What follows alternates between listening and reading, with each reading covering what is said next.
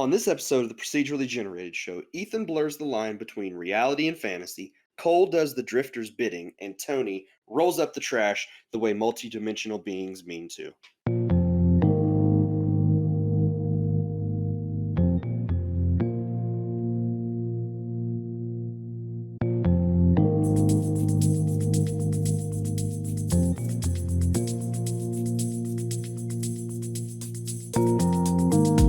Well, howdy, everybody. Welcome to the Procedurally Generated Show. I'm your host, Tony, and joining me this week, I've got Ethan. Hey, Tony.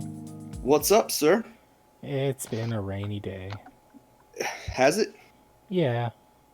We got a bunch of rain yesterday. It was supposed to have rained here today, but it never did, which I'm thankful for because repairs are supposed to be going on the house that I'm buying, and if it's raining, they can't do it, and that would delay us getting keys. So I'm glad the rain held off. Cool. Very cool. So the faster these repairs get done, the faster I get keys in my hand, and the faster I can move into a new house. So I am praying that the rain stays away for a while. Maybe it'll stay away and come back again some other day. That would be okay. That would be perfectly okay. And also joining us this week, Ethan, we've got Cole. War. What's it War good for? never changes. I've heard differing opinions on that. Sometimes I've heard war is always changing. War never changes. War, what is it good for? Absolutely nothing. I remember when I was in high school, we got one of our friends a button. It said peace, something to shoot for. That's a bit of an oxymoron, isn't it? Yeah. So. Hi. What's going on? Oh, you know. Metal lugging, metal gearing, metal morrowing. What kind of day? That kind of day? Oh, yeah.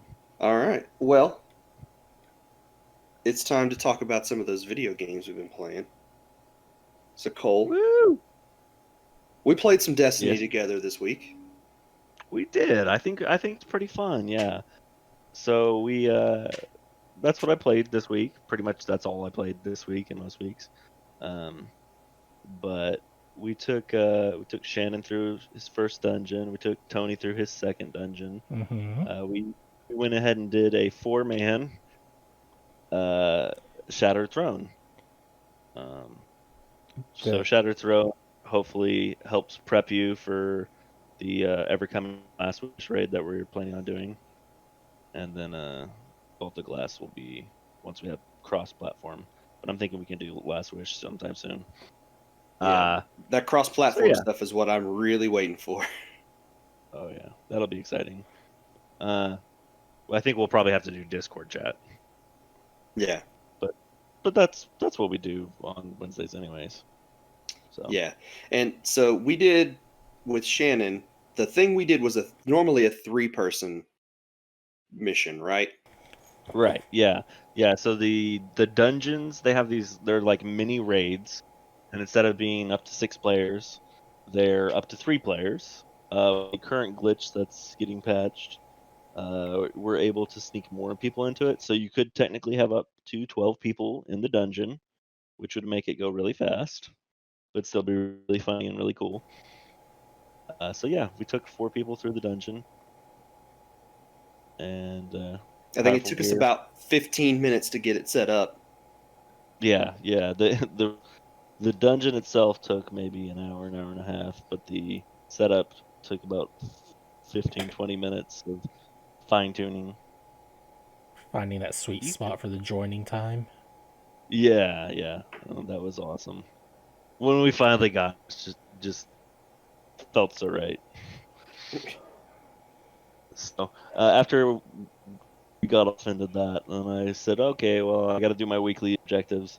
One of the main objectives that I haven't got, that I'm still working on, this week's objectives is gain 5 infamy ranks. And so this is in Gambit.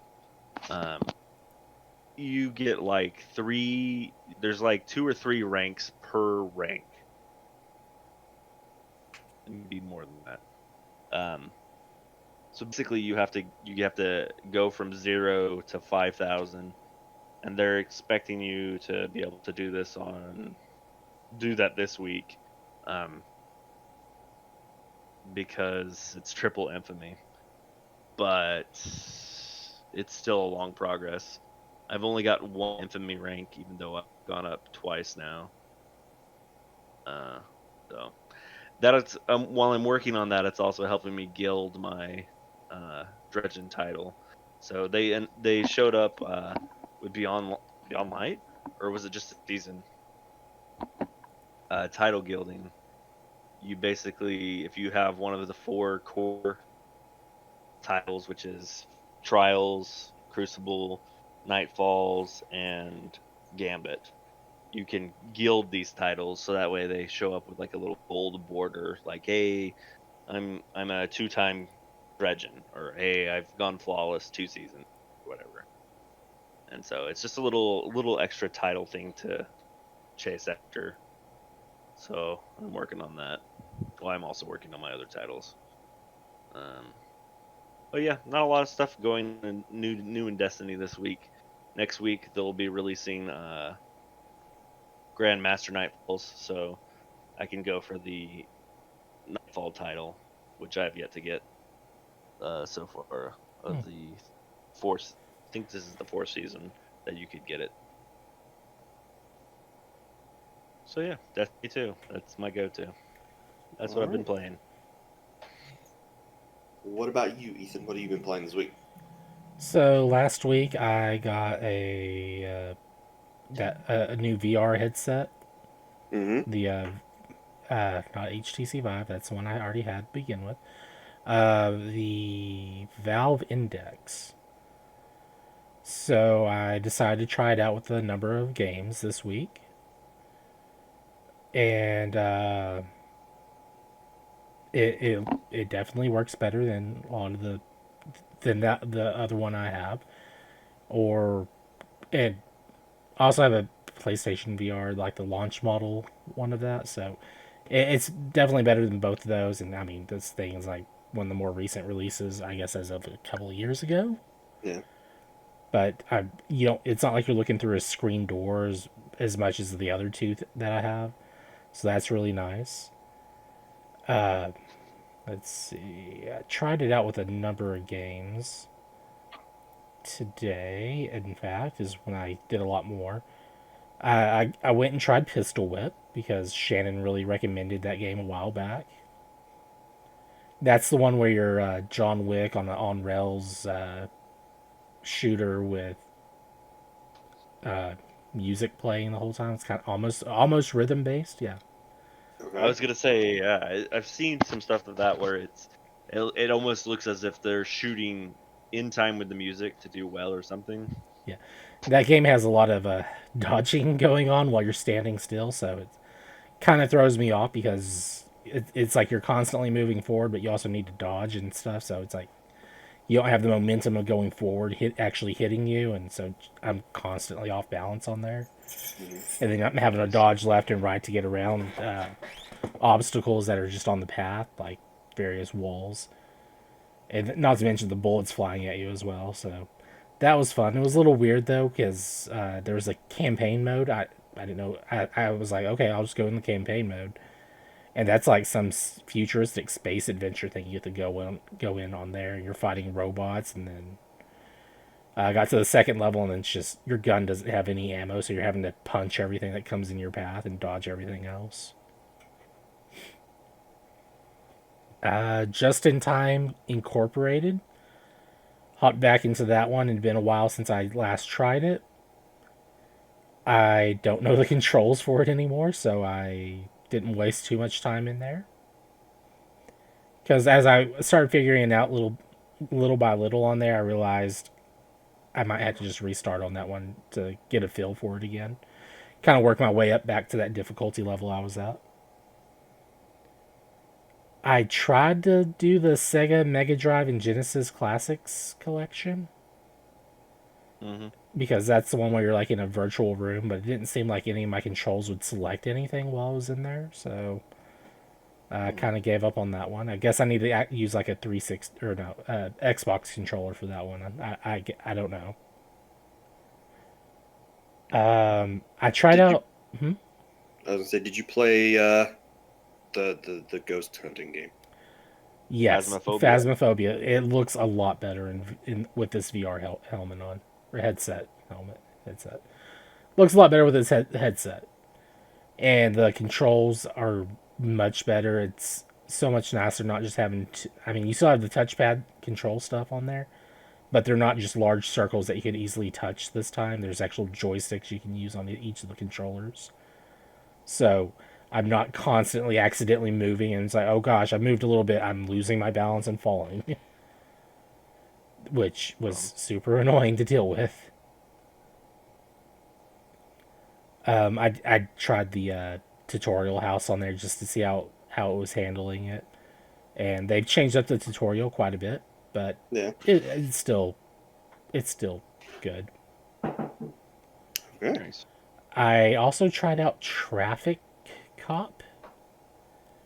This is you're a cop in traffic, and you have to you have to motion when cars can pass by areas to get to where they need to be. And it's about as good as you would think it being a traffic cop would be, I guess. I don't know. I've never thought, traffic cop would be that dream job I was looking for. It was a little weird. The controls were not responding as well as I was hoping they would. Like, if you have a person they want to make a right turn, and you have a person in the lane right next to them that wants to go straight across. So it's like I'm trying to get both of those going at the same time, so I don't have to worry about those. No, you can only do one at a time, and someone will get mad and they start throwing vegetables or stuff at you, and it's like, guys, I'm just trying to do my job. Stop. Is this similar to the style of like Job Simulator? Not quite on that level, but sort of. Okay. I beat like the first two levels on there, and then it's like, oh no, aliens are invading. Do you want to fight them? I'm like, yeah, sure. Why not? And then it gives me a gun, but you're having to use both hands to hold the gun, and it doesn't. It has you angled at such a weird way holding it. It wasn't fun to do.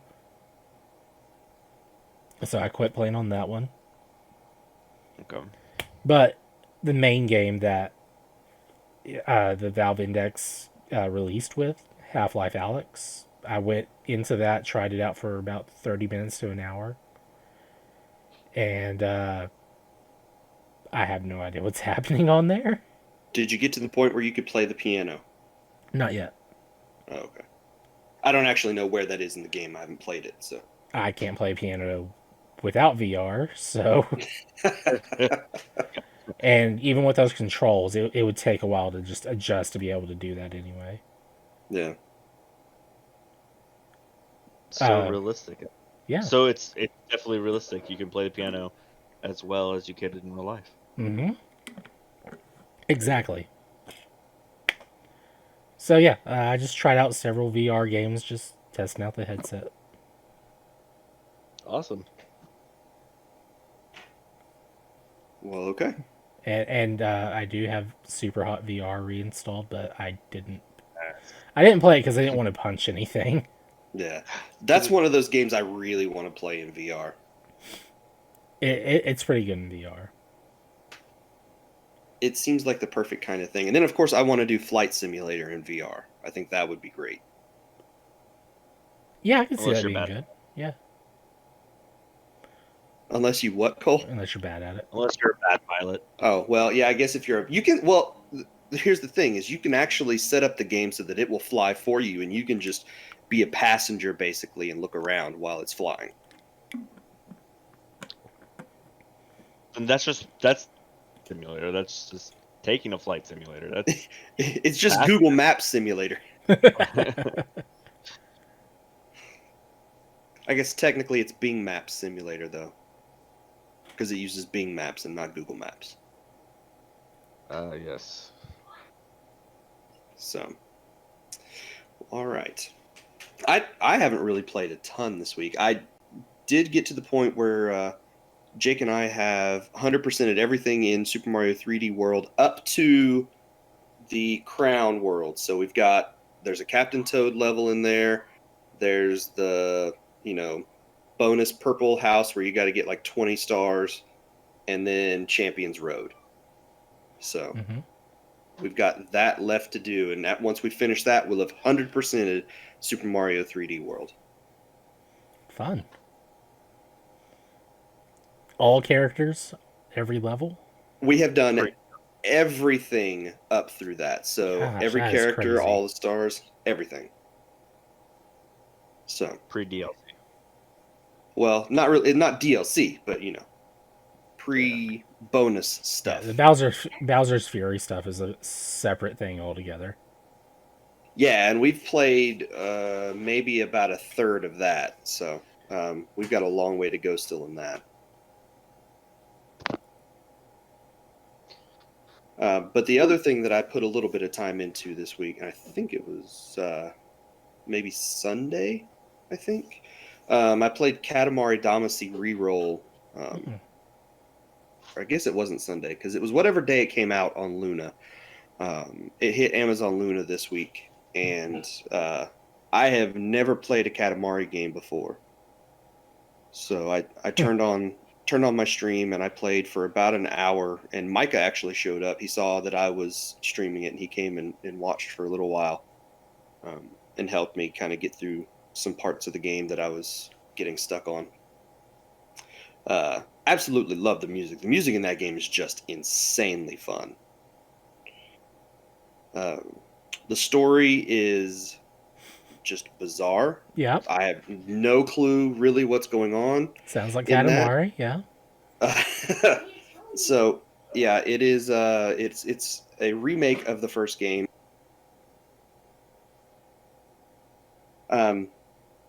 And it looks really good. The controls are weird. That's like the biggest issue that I have with the game. They're not bad. It's just something I'm having to get used to, because it uses like actual like tank controls, with you using both of the sticks to control how you move the character. And so trying to get my head around that's a little hard whenever I'm wanting to treat it more like a regular 3D game, where I use the right stick as the camera and just go wherever the character is facing, and you don't do that in this game. So having to remember, if I want to go right, I have to pull back on the right stick and push up on the left stick, like, so To turn like a tank. yeah, or a lawnmower. So that's been the biggest issue, is just trying to make my brain think that way rather than a more traditional game, and then figuring out which things I can pick up and which things I can't at specific times, because there's no like visual cue to tell you, okay, now you can pick this thing up, whereas 15 seconds ago you couldn't. So judging the size of the thing that I'm rolling around versus the things I can pick up has been a bit of a learning curve. But it's really good. Like, it's really fun. I didn't get a chance to play this when it was originally. I think was it a PS1 or a PS2 game? Originally? It was PS2, I think. I think it was PS2. Yeah. So I missed it when it first came out on the PS2, and then I didn't play the Switch re-release of this because it came out on the Switch before it came out on some of the other platforms. So this is the first chance I've got to play, and it's one of those games that I definitely want to put some more time in, because it is just crazy. It feels like a very Japanese game to me. It really is a very Japanese game. And sometimes you just need an absolutely insane game to play that makes no sense. Like, nothing in this game makes any sense. Why are you being sent to why are you being sent to Earth to roll up trash and then turning it into stars? I don't know. Who cares? It's fun. Because your father went on a went to a party and got carried away and destroyed Mm. the cosmos. So you're the one who has to fix it because he asked you to. Do you And- just skip all the dialogue, Tony? There's more to this game than just No. the game. The No, I don't dialogue skip is all the like all the fun in that game. I haven't skipped the dialogue, but half of it doesn't make any sense. No, definitely doesn't. So, I would be interested to know what half does make sense. yeah. So that has been quite the experience. Micah was very happy when he saw that I was playing this, and then he found out that I was a new player to the Katamari franchise. Like, I knew the characters. I had heard some of the music in the past through doing the question block and the other stage shows that we've done, but this was a brand new experience for me, and I loved it. Have no clue what's going on, and want to keep playing it. So that is what I have been playing this week, and I hope once I get settled in the new house, I'll have a little bit more time to play some stuff, and we'll get a chance to really sit down and play through this game. I have no idea how long it is. I don't know anything about it, but that's what I've been playing this week. So let's take a quick break, and then we will come back and we'll talk about some news. On this episode of the Procedurally Generated Show, Ethan blurs the line between reality and fantasy, Cole does the drifter's bidding, and Tony rolls up trash. Was that a on purpose typo, or? I didn't type it. So. Yeah. I'll do it again. I'll do it again. I knew what was going on.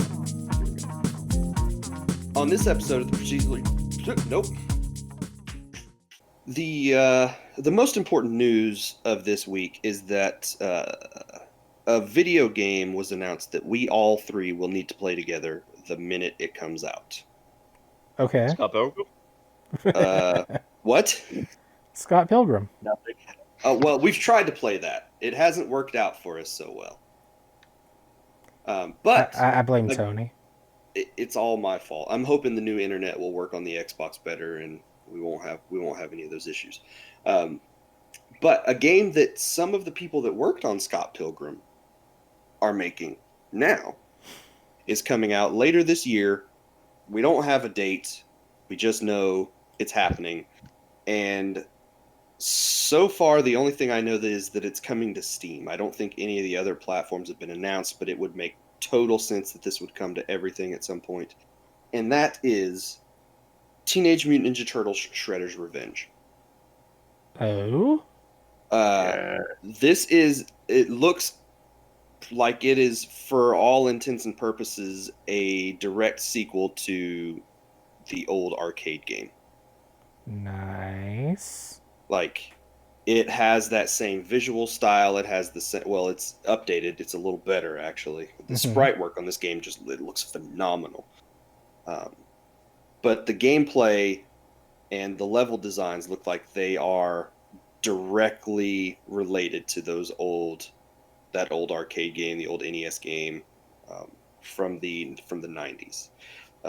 Visually, it is based off of the 1980s cartoon, which I may be biased, but I think is the best version of that cartoon still. Mm. So, Maybe.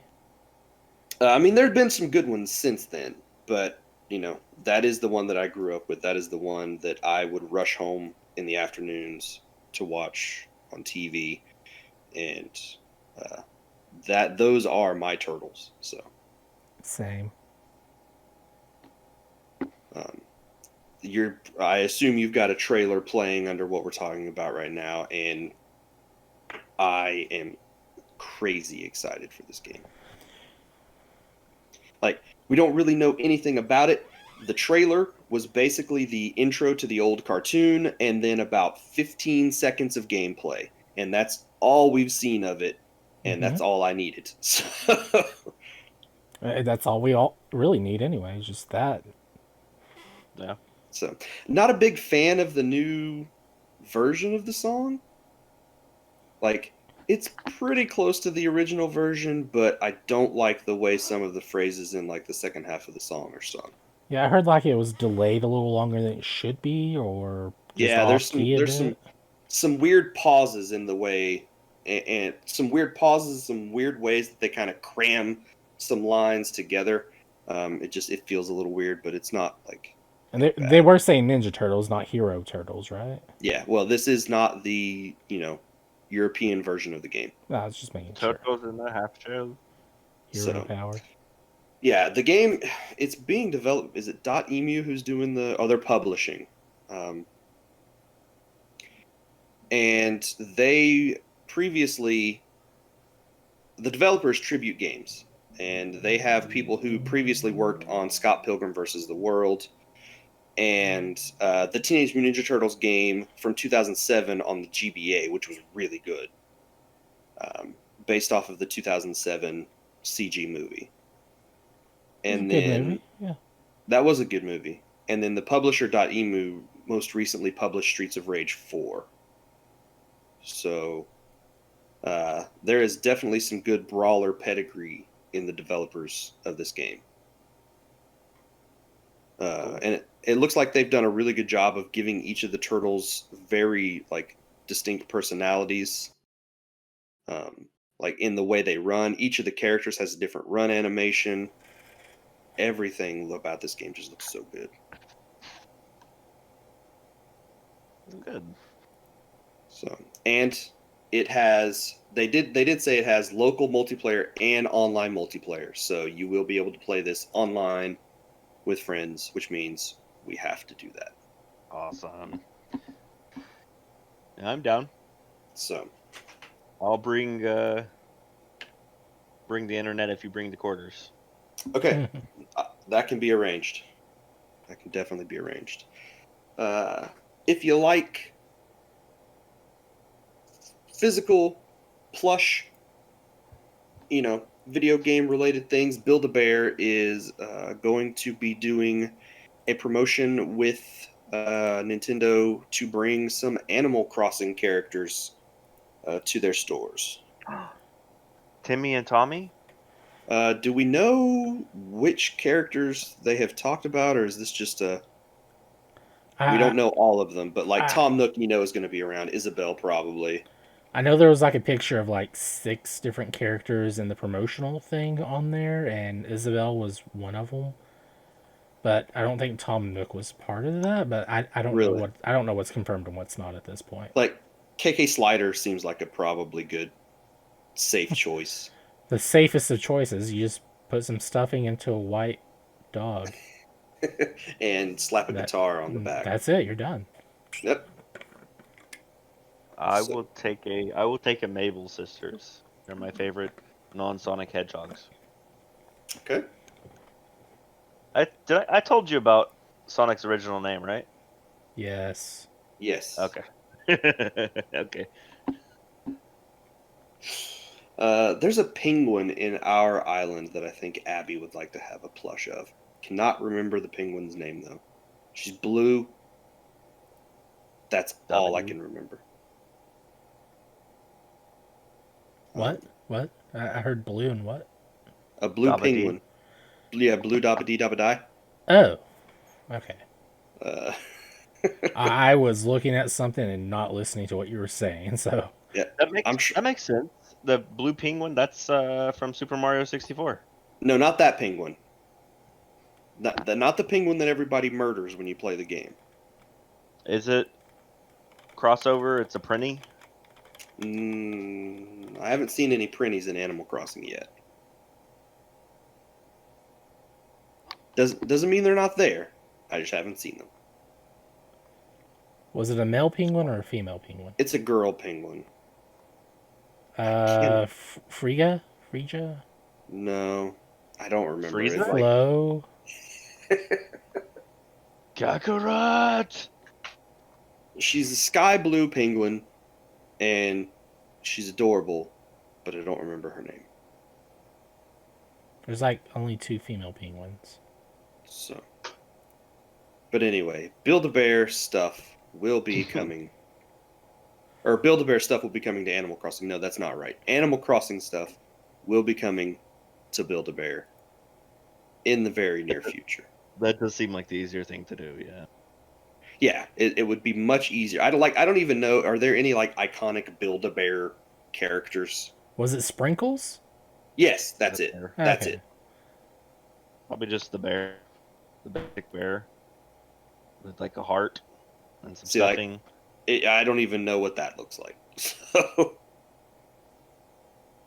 This is a generic teddy bear with like cotton sticking out of its stomach. okay. So I'll send you a JPEG later. earlier this year, not earlier this year, last year, remember, Microsoft announced they bought Bethesda. Last week, we talked about that purchase being approved by the SEC, which means it's definitely a thing. Well, Microsoft did not waste any time in putting Bethesda games right onto Game Pass. Nice. There have been a few already on there, but they were just like, okay, we own all these games now. Put them on Game Pass. And there's now, I think, a total of 20. I think they put up 13 new games this week. And that means there's now a total of 20 games on Game Pass from Bethesda. So the original Doom trilogy, Doom 1, Doom 2, Doom 3, Doom 64, Doom Eternal, they put pretty much all the Elder Scrolls on there. Morrowind, Oblivion, Skyrim, and Elder Scrolls Online, The Evil Within, Dishonored and Dishonored 2, Fallout 4, Fallout 76, Fallout Vegas, Prey, Rage 2, and the 3 most recent Wolfenstein games are all on there as well now. Wolfenstein: Wow. The New Order, The Old The Blood, new and Wolfenstein Young ones Blood. are? Oh wow, those are really good. Ethan and I might disagree with you about Young Blood. Oh yeah, totally. I think that's the first. Garbage, and I refuse to play it. That's the first game we decided to do a playthrough of and quit because we were having such an awful time. I kind of have a thing for bad games. Well, maybe I'll No, try it wasn't bad. It was just bad. Like, what is It's this not Bullet crap? Witch, endearing bad. It's just It's bad. like, who would ever play this? Why is this a thing the way it is? No. Hey, you survived 2020. I'm I played ready that for game in Bullet Witch. 2020. Exactly.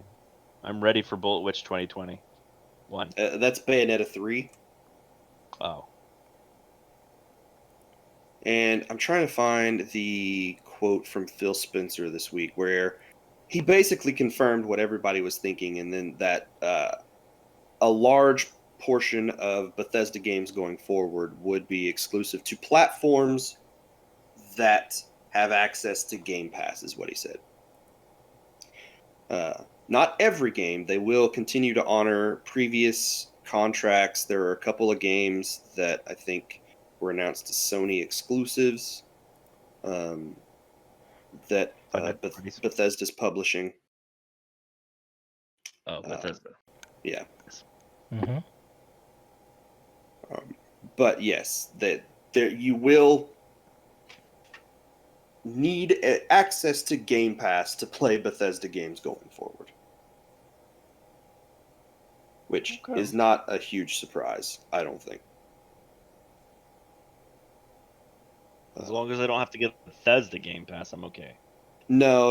You don't have to buy a separate Bethesda subscription. They will just go straight to Game Pass. Okay. I mean, I probably would, but so and give more idea. Yeah. These Bethesda games were on Game Pass for both console, for console, PC, and mobile. So most of them came to all three. There are some that are just PC, some that are console, some that are everything.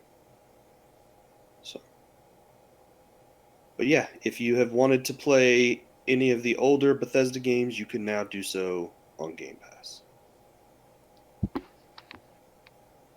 And then the last little bit of news this week, I just wanted you guys to guess what the top selling game in February was. Super Mario 3 World? It was Super Mario 3D World. Yes. Look at me. Good job. I I knew it. I haven't seen I an wasn't a. actual figure, but yes, Super Mario 3D World was the best-selling game in February, uh, beating out Call of Duty Black Ops Cold War. So, they also had two other games in the top 10, with Mario Kart 8 still. That game is selling insanely well this far into its life, and Animal Crossing New Horizons both were in the top 10. And then rounding out the top 20, Smash Brothers, Mario 3D All Stars, Ring Fit Adventure, and Breath of the Wild all made it into the top 20 selling games of February. Not surprising. So, I still need to get Breath of the Wild. It looks wild. have you not played Breath of the Wild yet? I have not played it on Switch. I Okay. only have it on Wii U. Okay. Wii U. And these numbers don't include digital sales, so it's entirely possible that Mario 3D World could have really outsold Call of Duty, because this only includes physical sales. Yeah. So, and one of the things that I saw a lot of people passing around this week was that uh, the PS5 has overtaken the Switch as the fastest selling console of all time. But that comes with a little caveat in that it is the fastest selling or the best selling game of or system of all time in terms of dollar figures. So That's the interesting. the PS5 has sold more, has earned more money faster than the Switch. But that's not surprising considering the PS5 is at least $150 more than the Switch, if not more. Well, I mean, it's also got way more stuff to processing power underneath the hood than the Switch does as well.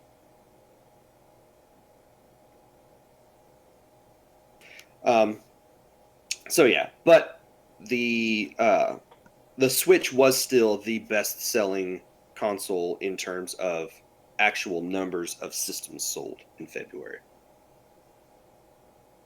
And I think that now is 27 months in a row that the Switch has been the best-selling system. Maybe. I saw that, and I think that was the number I saw floating around.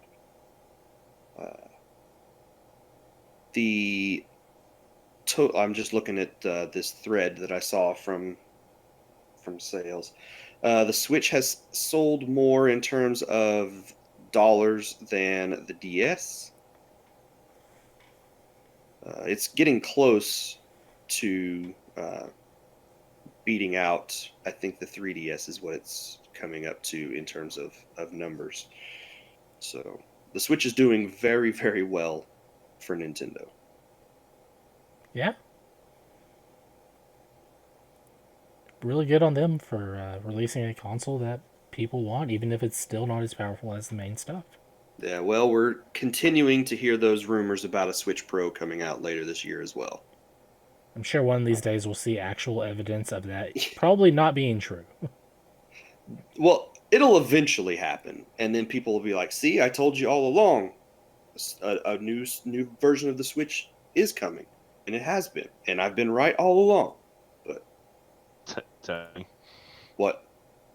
No, that's the person you're talking about. Oh, I see. No. I think I agreed with that prediction. Yeah. I mean, it makes sense. You know, if they don't just do like the Switch is what, 4 years? Is the Wii Switch U. 4 years old now?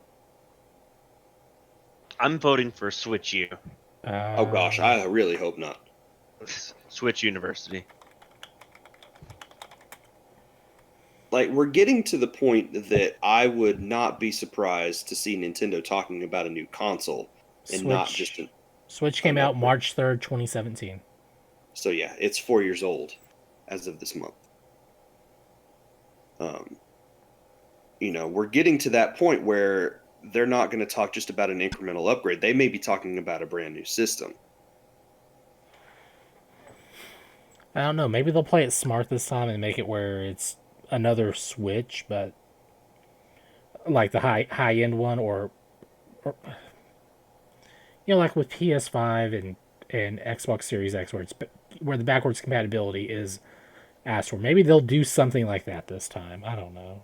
Yeah, where it's essentially a new generation for the Nintendo console, but it can still play everything from the previous generation.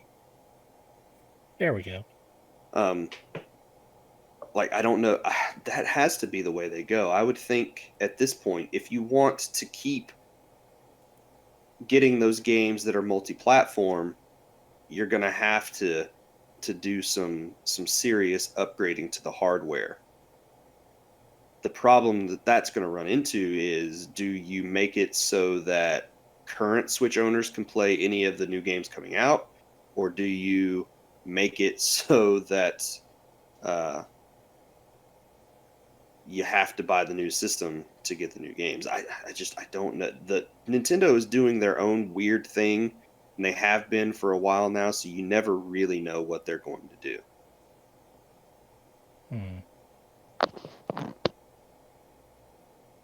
So yeah, they never. They always do something to be surprising, and at the same time, it's not not up to par what the others are doing, but somehow they still survive. Well, for the most part, they survive for a good while, unless you look at the Wii U. I mean, do they go that route of like the new 3DS, where it's more powerful, but people with a regular 3DS can still play everything, but there are exclusive games for whatever the next Switch is? The new 3DS only got a handful of exclusive titles. So I don't know what Nintendo does going forward. It's just a really bizarre situation.